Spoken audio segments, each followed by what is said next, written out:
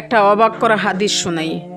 ফাতেমা এমন একজন বউ ছিলেন যিনি তার স্বামীর কাছে কোনো আবদারই করতেন না, কোনো কিছু চাইতেন না। তো একদিন স্বামী আসছে আলী, এসে বলছে, এই ফাতেমা, তুমি আমার কাছে কোনো কিছু চাও না কেন? কিচ্ছুই চাও না, আমি চাই তোমাকে দিতে, তুমি নিতেই চাও না।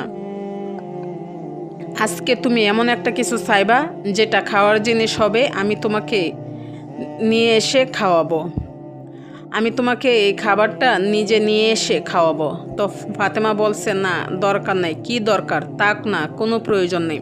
তো আলী আজকে নাসরবান্দা, আলী বলতেছে যে না, আমি আজকে খাওয়াই ছাড়বো। তো সাওয়ার একটা লিমিটেশন আছে। উনি বললেন, ঠিক আছে, আমার কিছু লাগবে না, তো বাজার থেকে আমার জন্য একটা আনার নিয়ে আসবেন। তো আলী রাদিয়াল্লাহু তাআলা আনহু বলছেন, ঠিক আছে যাও, আমি আনার নিয়ে আসব। আমি আসার সময় বাজার থেকে একটা আনার নিয়ে আসব। বাজার থেকে একটা আনার কিনেছেন। বাজার থেকে যখন এসে ব্যাক করবেন, তখন হঠাৎ করে এক গরিব লোক এসে বলল, আলী, আমি আজ 3 দিন যাবৎ কোনো পেটে খাবার নাই, আমি খুব দরিদ্র মানুষ, ক্ষুধার্ত মানুষ, তুমি কি আমাকে কিছু খাওয়াইতে পারবা? আলী রাদিয়াল্লাহু তাআলা আনহু এতটা দান করার মেন্টালিটি ছিল, এতটা ভালো মানুষ ছিল, বউয়ের কথা ভুলে গিয়েছে। ওই আনারটাও আল্লাহর রাস্তায় দান করে দিয়েছে। সুবহানাল্লাহ।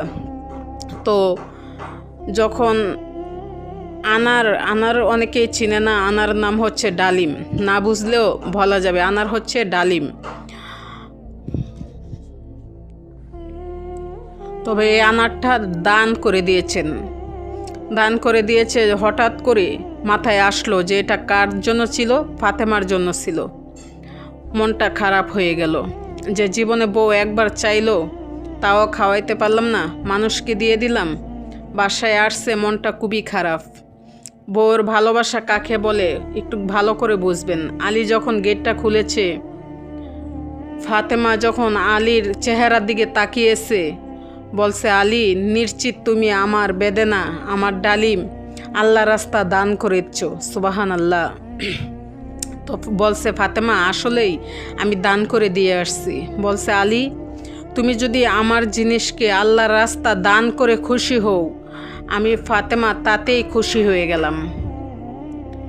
অবাক করা বিষয় দেখেন, হঠাৎ করে একজন মানুষ বাসার গেটে লক করেছে, এই কেউ কি আছো বাসায়?